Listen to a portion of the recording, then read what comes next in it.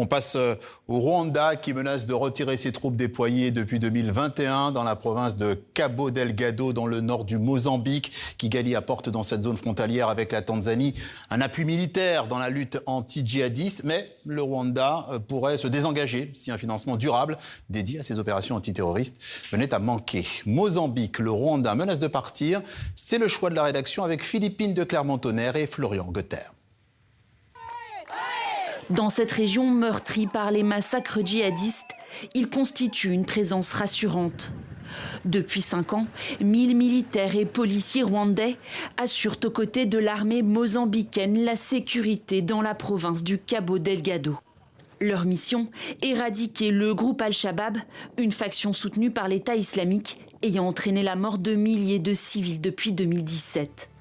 Le 24 mars 2021, suite à la prise sanglante de la ville de Palma par cette même faction, Kigali avait été appelée à la rescousse.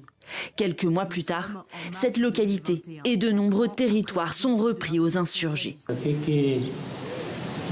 Nous vous remercions de m'avoir donné cette opportunité de venir ici, saluer nos troupes rwandaises et mozambicaines qui agissent maintenant pour le retour de la population et la construction des villages.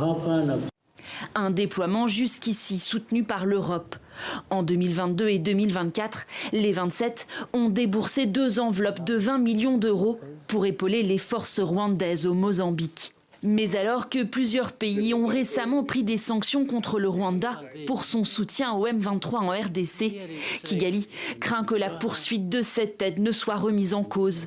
Dans un post ce samedi, le chef de la diplomatie rwandaise menace.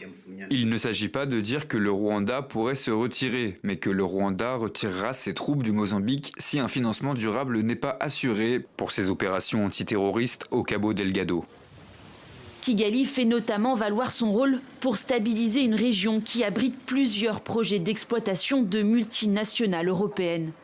Parmi elles, le géant français Total Energy, il vient de relancer un vaste projet critiqué de gaz naturel liquéfié.